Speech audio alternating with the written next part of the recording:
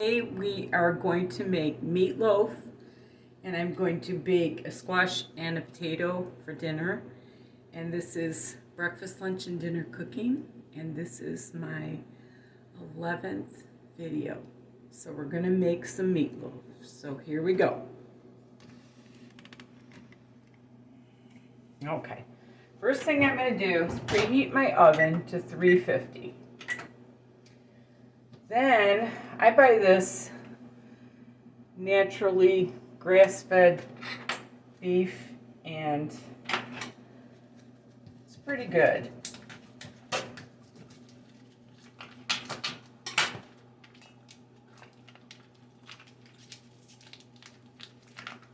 I think I might have got that from Dixie, I'm not sure. So I've got 2 pounds of hamburger. You can use half pork, half beef. Some people use a combination that they get that is veal and pork and beef, but I'm just using beef today.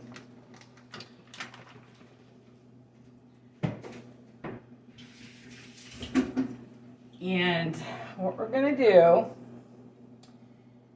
is we are going to cut up some celery and onion, using the last of my celery here. You can use a little bit of the leaves, and I already washed it. You want to cut it kind of fine for this.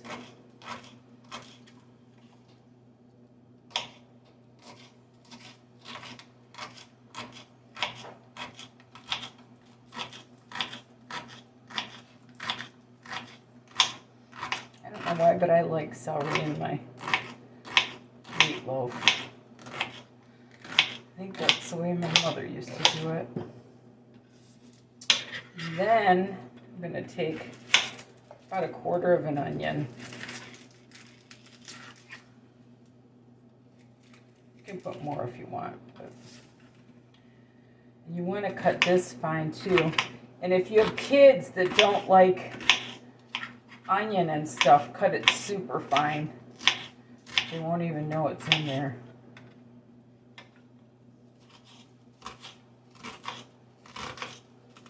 I don't use garlic in this. A lot of people like garlic in it, but certain things I don't really want garlic in. I don't want everything to have garlic in it. All right, that's good enough. All right. I'm going to put that in there.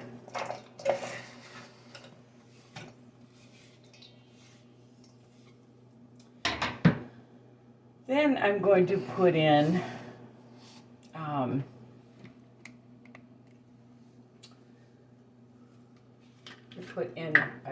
about a teaspoon of Italian seasoning.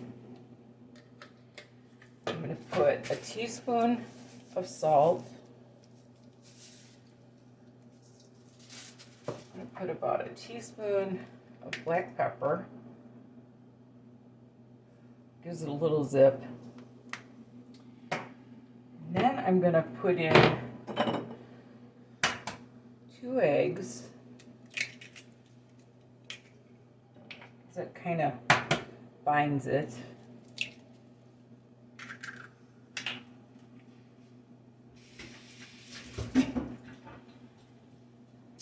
Then I'm going to put in about a 1/2 sleeve of saltines. A lot of people use oatmeal or breadcrumbs, but today I'm just going to use saltines, a 1/2 sleeve.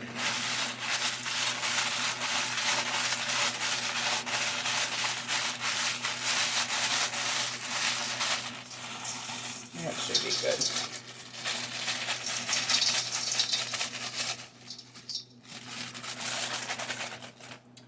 And I put in ketchup.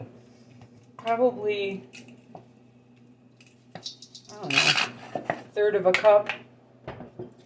And then you get your hands in there. I took my rings off. And you get in there and you squish it all together.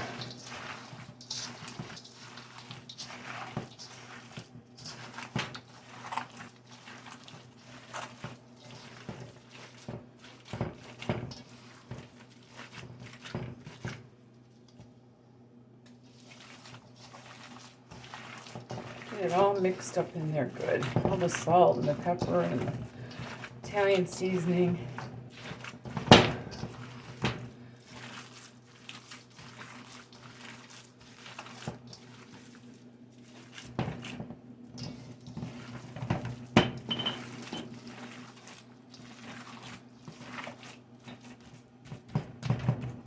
Then what you want to do is you want to get your loaf pan and you want to just put it in there like so.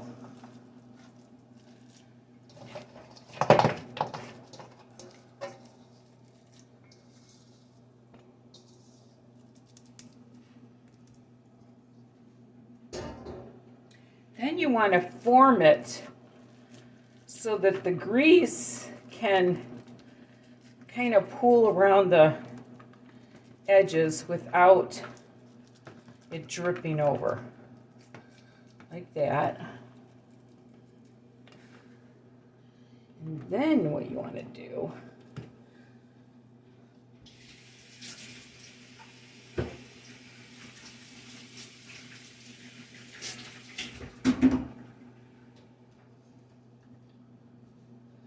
is take your ketchup and go back and forth with it and make a nice little frosting of ketchup. Then what I'm going to do is I've got a potato and a squash, and I'm just going to take a fork and I'm going to fork the potato and I'm going to fork the squash, maybe stab the squash a couple times. And I'm going to put that all in there for about an hour to an hour and a half.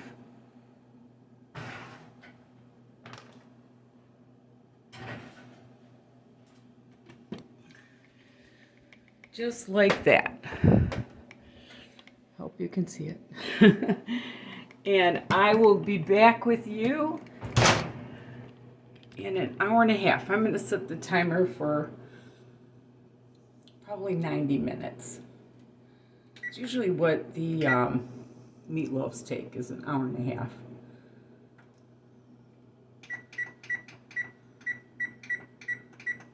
And I will see you in an hour and a half. So it's coming out of the oven. You always want to fan the heat away a little bit. Okay. Okay, let me show you here. Okay. There's my beautiful meatloaf. And what I do is I like to pour some of the grease off in a cup. I don't like all that grease. I just want to make it so it doesn't flop out of the pan. Okay. And then I'm going to cut my potato in half. This is a big potato. I knew it was going to be an hour and a half. And then you just cut your squash, whatever amount you want, and look at that. You just kind of scoop the seeds out.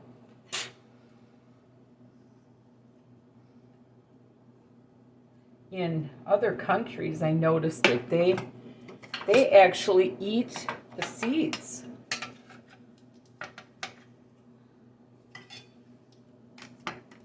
then I'm going to cut myself a nice piece of meatloaf.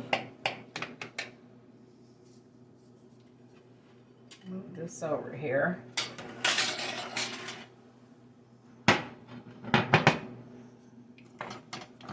Show you this beautiful meatloaf.